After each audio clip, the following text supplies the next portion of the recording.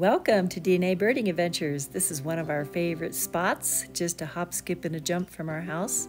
It's just a little reservoir. There's always tons of birds there, and there's a trail that goes around the lake.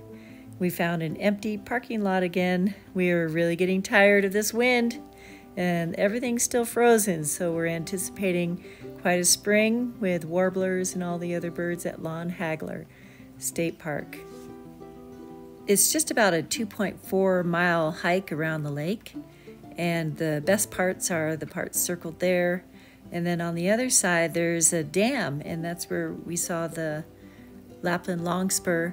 And then we always like to head over to the little nature trail on the other side of the dam with a little wetlands area for lots of birds too.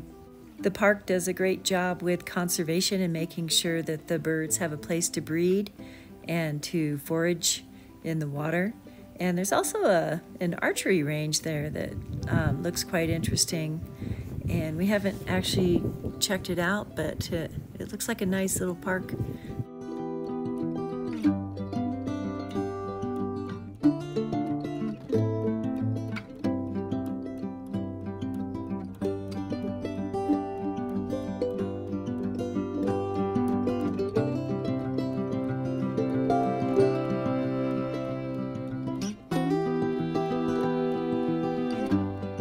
There's a no-wake zone for the boats, and there's quite a few different fish they stock.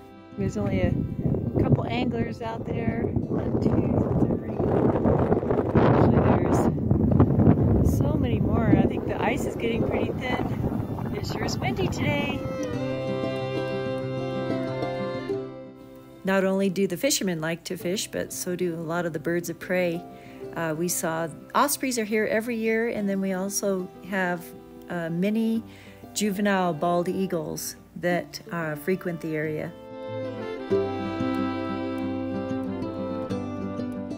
There's also a little island with a great blue heron rookery at nearby Bodecker Lake. That's why we get a lot of great blue herons here. Instead of fish, the sharp-shinned hawks like to eat on birds. And then there's the turkey vultures that like to eat all the leftovers. You can really see the red head on this one.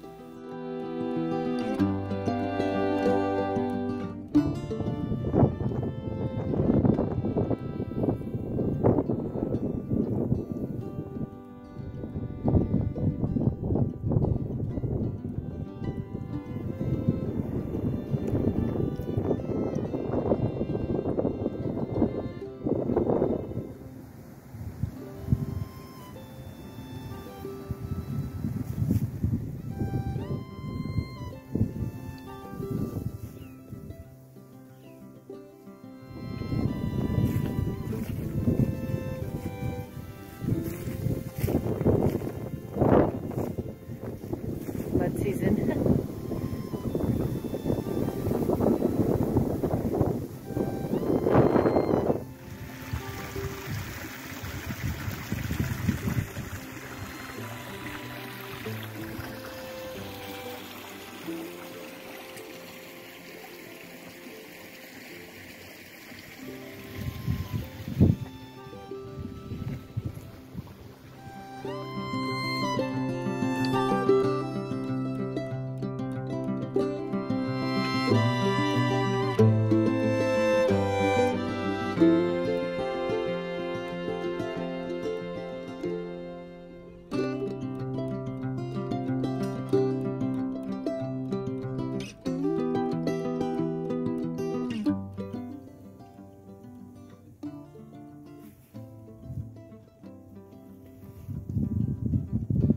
Flicker.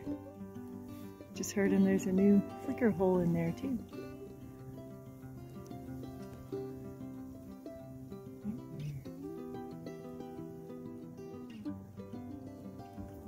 We love the late winter when all the birds are starting to get together to find their mates, and we have the kestrels and then Mr. and Mrs. Cowbird. And what parents? They always use other nests and let other birds raise their young. Kind of smart, I think.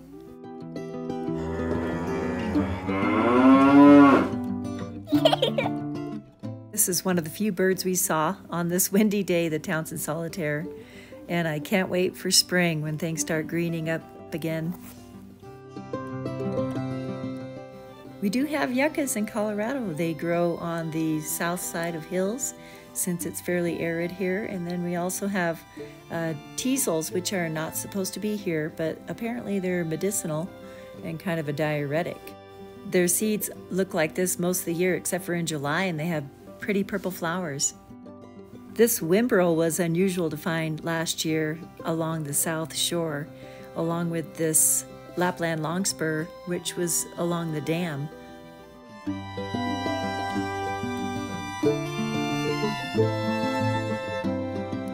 Just a few more weeks, we'll have a lot more birds to check out and view.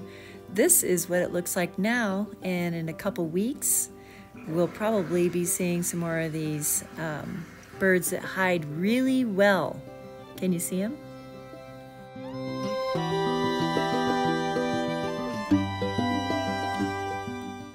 Finally, these birds are coming back, and we also saw a couple of tree sparrows, and juncos are here year-round.